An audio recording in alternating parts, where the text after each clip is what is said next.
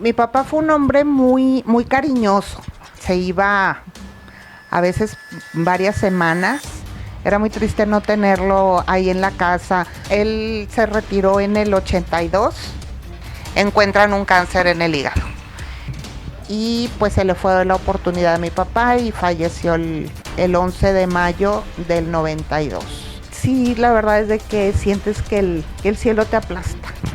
Sientes que el cielo te aplasta y sí fue muy difícil.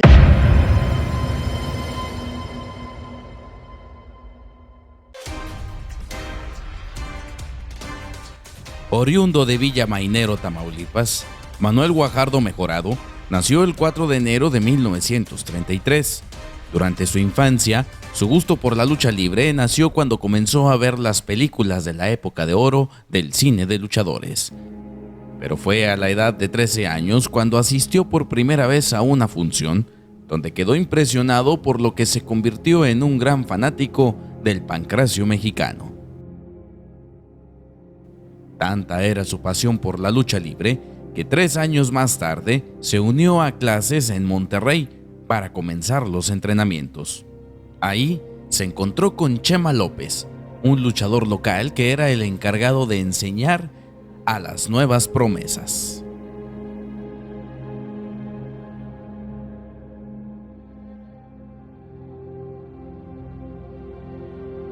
Teniendo sus primeros entrenamientos, René Guajardo se convirtió en el alumno del gran Rolando Vera, haciendo su debut en el año de 1954 bajo el nombre de Oso Negro.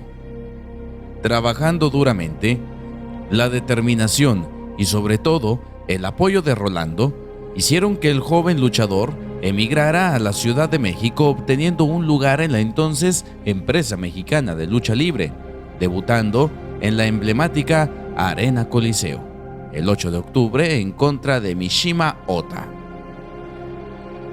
Durante sus primeros 3 años dentro del deporte, René Guajardo formó parte del bando técnico, pero en 1957, cuando se enfrentó a Karloff Lagarde en la ciudad de Monterrey, comenzó a cuestionarse sobre en qué bando estaría mejor, si en el rudo o en el técnico. Todo esto tras ver que su carrera no le estaba brindando los resultados obtenidos, a pesar de que era considerado una de las futuras promesas de la lucha libre, pues fue elegido como el novato del año en 1955. Más tarde, Lagarde y Guajardo se convirtieron en grandes amigos, por lo que fueron programados como pareja en las funciones de lucha libre. Fue así como en 1960, Guajardo se consagró como una estrella principal al derrotar a su mentor Rolando Vera en un encuentro por el campeonato de peso medio de la NWA. Con rivales como el Rayo de Jalisco, Benny Gallant, Jerry London, por mencionar solo algunos, René Guajardo se consagró como uno de los mejores luchadores de la época, pero fuera de los cuadriláteros, desaparecía el mítico René para ser simplemente Manuel Guajardo Mejorado. Mi papá fue un hombre muy cariñoso, muy atento. Nosotros pues somos una familia de puras mujeres.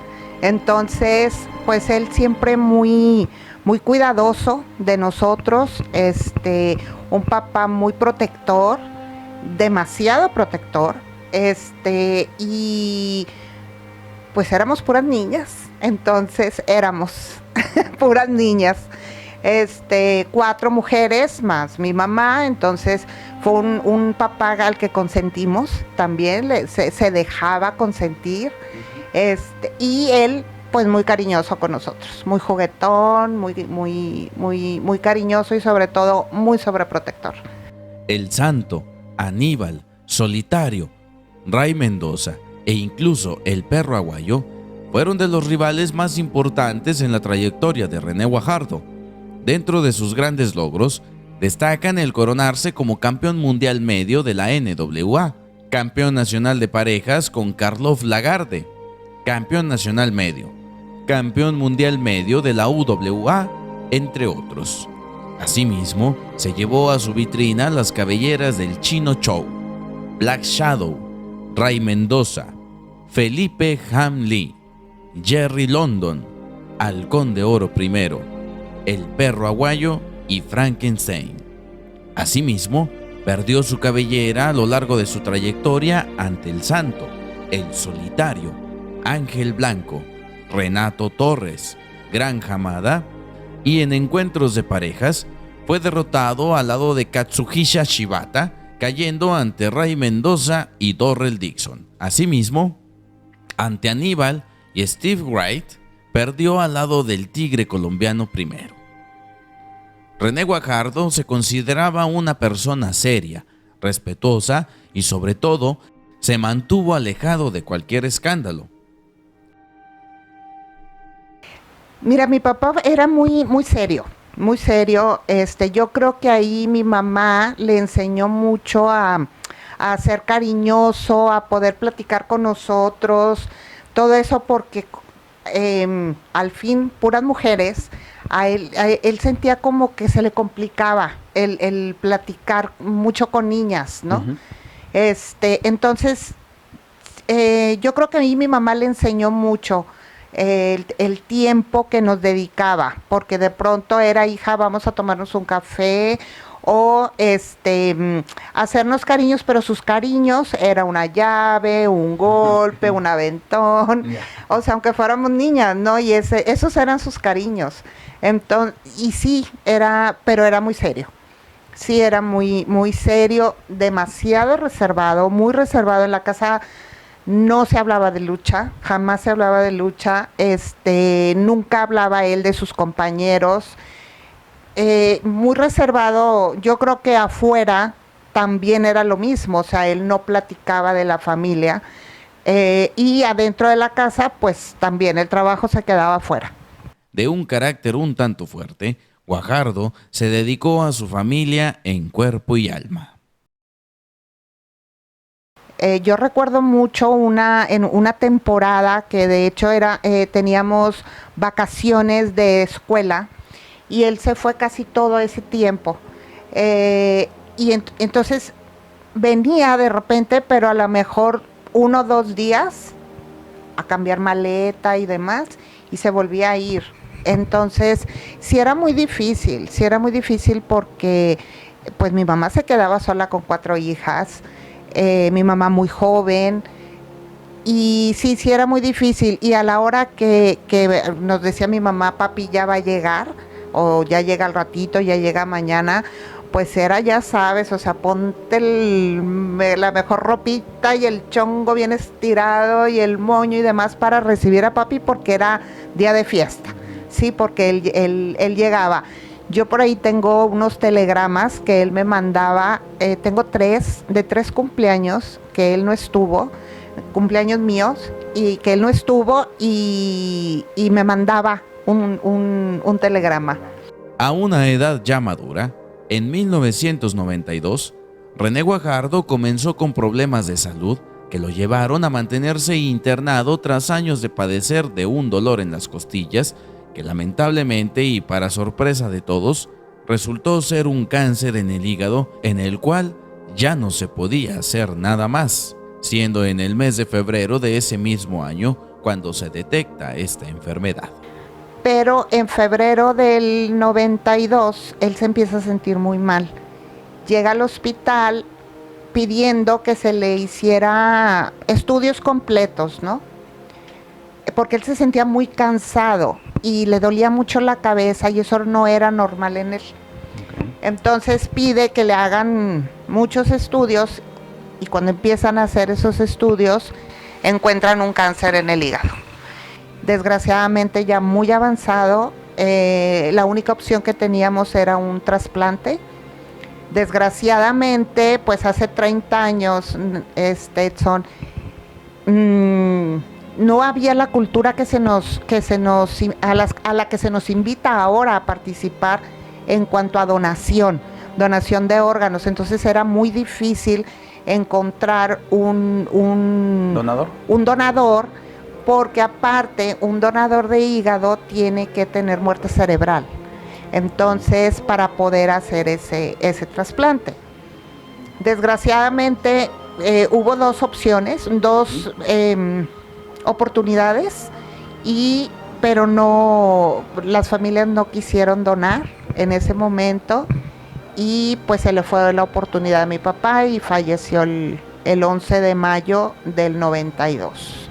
Dejando un hueco irreemplazable tanto en la lucha libre como en su familia tras ser la cabeza principal de ella. Y el doctor me dijo que no podía entrar. Entonces, pues de todos modos llegué al hospital, no pude entrar al cuarto, pero entré al hospital. Y ya vi ahí a mi mamá, llegó el doctor, nos pasó reporte y yo me fui. Llegué a la carnicería a atender ahí a ver qué se necesitaba. Llego y me hablan por teléfono que me regrese al hospital. Entonces en eso van llegando dos de mis hermanas y les digo, ¿saben que mi papá se puso mal? Vámonos. Una de mis hermanas va y deja a mi hija para que alguien la cuide, su abuelita paterna, y va a recoger a mi otra hermana y se van al hospital. Otra de mis hermanas y yo llegamos primero y pues llegamos con la noticia de que mi papá ya había fallecido. Y ya después mi mamá nos platicaba que nosotros estábamos en el estacionamiento del hospital cuando mi papá falleció. Pero pues ahí ya no hubo manera de que mi mamá nos avisara que nos regresáramos, ¿no? Entonces sí llegamos y pues él ya había fallecido. ¿No tuvo manera de despedirse de su papá? Sí tuve manera de despedirme porque pues él estuvo 12 días en el hospital, 12 días en estado de coma, y todo ese tiempo pudimos despedirnos de alguna manera. Fue algo muy fuerte, muy difícil porque mi papá era el que resolvía, el que cuidaba, el que protegía.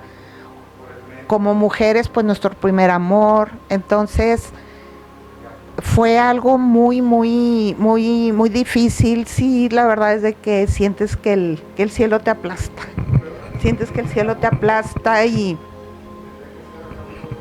sí fue muy difícil. De alguna manera sí nos pudimos despedir de él, aunque no una plática frente a frente, pero sí tuvimos oportunidad. Desgraciadamente, mi papá no le gustaba hablar de la muerte. A él no le gustaba hablar, no le gustaba tocar el tema. Entonces, en el proceso, porque fue muy rápido, a él le detectan el cáncer la primera semana de marzo y él muere el 11 de mayo del mismo año, del 92. Entonces, fue entrar y salir del hospital, y aún así, él no tocaba el tema de si llega a pasar algo, nunca se tocó el tema. Entonces, pues a la hora de partir, era la primera vez que nos enfrentábamos a un dolor de ese tamaño, y sí fue muy difícil para mis hermanas, para mi mamá, para mí, fue muy difícil, muy difícil. Es así, como René Guajardo, a 30 años de su fallecimiento, deja un lugar difícil de opacar en la lucha libre. El Rey Moro, como era su apodo, seguirá en los corazones de todos los aficionados que se deleitaron con su gran manera de desenvolverse dentro de los encordados. Pero si él me estuviera escuchando ahorita, le diría lo mismo que alguna vez se lo dije. Estoy profundamente orgullosa de ser hija de Manuel Guajardo Mejorado, de toda su lucha por nosotros, de toda su presencia, toda la presencia que él pudo tener porque trabajaba muchísimo. Y gracias a Dios por permitirme tener un papá como él, porque fue un hombre maravilloso, la verdad.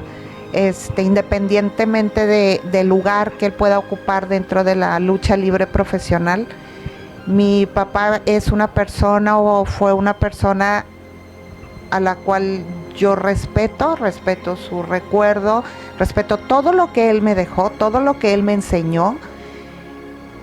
Y solamente gracias por ser mi padre.